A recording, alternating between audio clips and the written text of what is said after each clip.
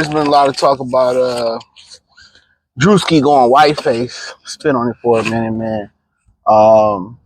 You got people saying black fatigue. I feel like it's Keisha fatigue, but nonetheless, that ain't the first time he did it though. You know what I'm saying? He went to a NASCAR event. We know that's redneck haven. I mean, they trying to compare it to blackface, and blackface was used to degrade black people and to clown black people. We never used whiteface to degrade white people in history. We never used it. We never used it to joke about them. We never made the big lips, or we never made the little jokes like that. So and honestly, that becomes the difference right then and there. So let me know a time where somebody black used that to pretty much degrade white people. It's comedy. Like people say, I think a lot of white people don't get mad when Robin Williams and other white male actors, put on a dress. But in the black community, they say you sell out when you put on a dress. And it's a little bit different, because, if you look at Broadway and a lot of Disney on Ice and all that type of stuff back in the day, I don't know today, a lot of the female characters is played by males and a lot of the male characters is played by females. You see that on like Broadway and actor plays all the time. So I don't know if a lot of black people know that, right? But it seemed as a butt-breaking ritual when a black man puts on a dress in Hollywood. Now, some people I talk to look at it as comedy because that's the way white people look at it, as comedy. But it's just how the two is depicted from the two communities. White people look at it as comedy. Black people look at it as you've been butt broken, right? By putting on a dress. Okay? In this situation, we know historically that white people have done it to degrade black people. I haven't seen black people put on a white face to degrade them. This was comedy. And what hurt so bad is that a lot of those white people thought Druski was really white. His makeup artist did a great job. He did a great job. And once again, this ain't the first time he done this. The other white people, they didn't really trip. I think he was down there in Tuscaloosa doing it with Alabama. They didn't really trip on it. So, like I said, it's always, we supposed to take it, but they never supposed to dish it back. You ever notice, like, when something happened as far as like Black Lives Matter, or something happened when some innocent or some black person is sent to the upper room by the cops or something like that, some injustice, when the outrage is about to really get to a boiling point, like a real, not just like a simmer or just a little bit more, but when they start boiling hard, all of a sudden it die down. What's that Botham guy where the Becky cop said, she thought she was in her apartment and she sent him to the upper room somewhere in Texas, and how, I feel like, in my opinion, allegedly they paid the family off and the family hugged her for forgiveness and it died down. Anytime black people start to galvanize, it dies down. George Floyd, it died down after, niggas was paid off. There was a couple other ones. It died down after people was paid off. All them, the Tamika Mowrys and the My Signs show up, to Jesse Jackson, they get paid off. Black Lives Matter was paid off. And it wasn't even started by a black person. So they pay to shut black people up. See, if black people locked up enough for reparations, right? If they locked up enough for reparations, guess what? They would give it to you. But believe it or not, we are in a generation, was it Gen Z?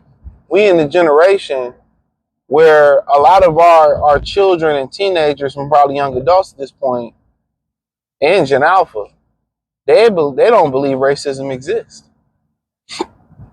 They don't believe it exists. Believe it or not, they don't believe racism exists.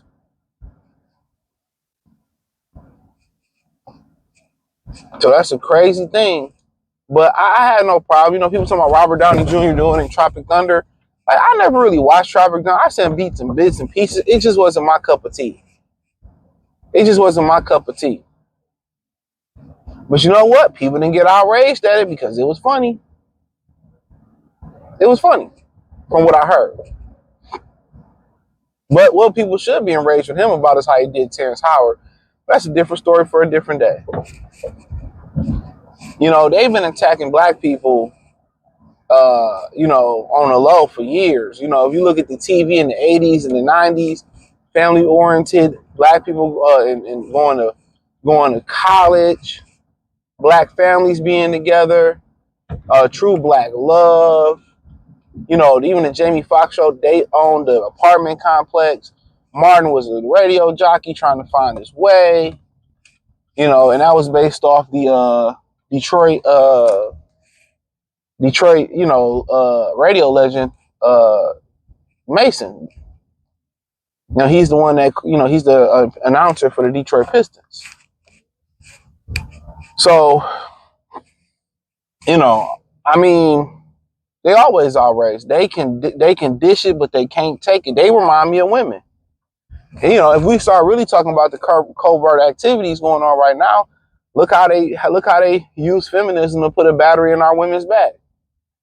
You think this ain't, you know, this ain't a CIA thing they doing with feminism and all that, and a lot of the brothers giving up and a lot of the sisters and all that, and then, you know, what they doing now is pulling a lot of their jobs.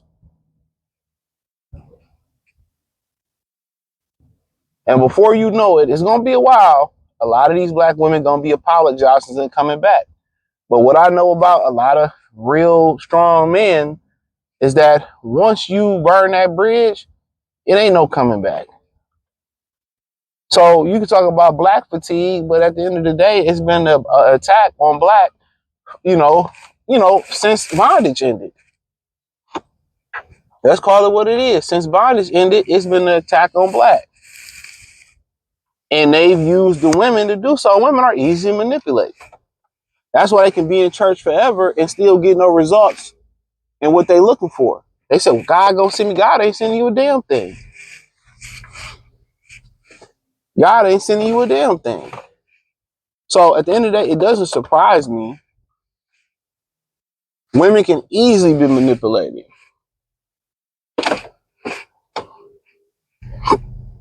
But Druski, I mean, of course they're gonna complain about it. I'm not surprised they complaining about the black. It was good. White it was good. I mean, I'm kind of surprised because the first time they didn't complain about it. But they always want to cancel people and do that, man. We can't let them. We ain't gonna let no Becky's and Brad cancel our people. We should pour in, support them more. I mean, how they destroyed us through Hollywood. They took all those positive shows out and give you baddies. And I heard the Zeus Network is worth so much money. And I didn't do a video on the brother. He was on the Breakfast Club talking about how much money is Zeus made. I can't be mad because Brad and Becky is making all this money on all these reality shows off the ignorance of black women, right? You have black women in House of Hollywood, whatever, or a Love and Hip Hop, and these wives and different stuff. And their wives really not carrying themselves like they wives and carrying themselves like they single and messy. So what does that carry over to? You have grown women watching them when it first came out. They gossip and messy. And they allow the daughters to watch that shit. That's why y'all don't know how detrimental picking a bad mother is. Picking these whores or these women that have no decency. They have your daughters and sons watching shit like this. Y'all be wondering why y'all sons, you know, some of these young men come out fruity in the booty. You know what I'm saying? They be having them sitting here watching baddies and watching these trans shows and watching Zeus Network and watching that ignorant Tyler Perry movies, your son didn't have a chance. Your daughter didn't have a chance. They didn't have a chance. They've been attacking us every which way. And y'all mad at a skit? Well, that was really funny. Remember they tried to cancel Druski for, apparently getting a girl drunk at the party. And man, we already know how women get down. That ain't nothing new. Women go to these parties, get drunk on purpose, and talking about, oh, well, I didn't know. No, you get drunk for your excuse to be a whore. But you know what? That's a video for Free Game 89. But I mean, at the end of the day, man, we didn't make the history up. Our ancestors or people that came before us didn't use whiteface to humiliate black people. Humiliate white people. I'm just saying. But hey, thumbs up the video, share the video, subscribe to the channel, hit the link in the description, follow me on X, Instagram, Spotify, Anchor, Cash App, Venmo, PayPal. Peace.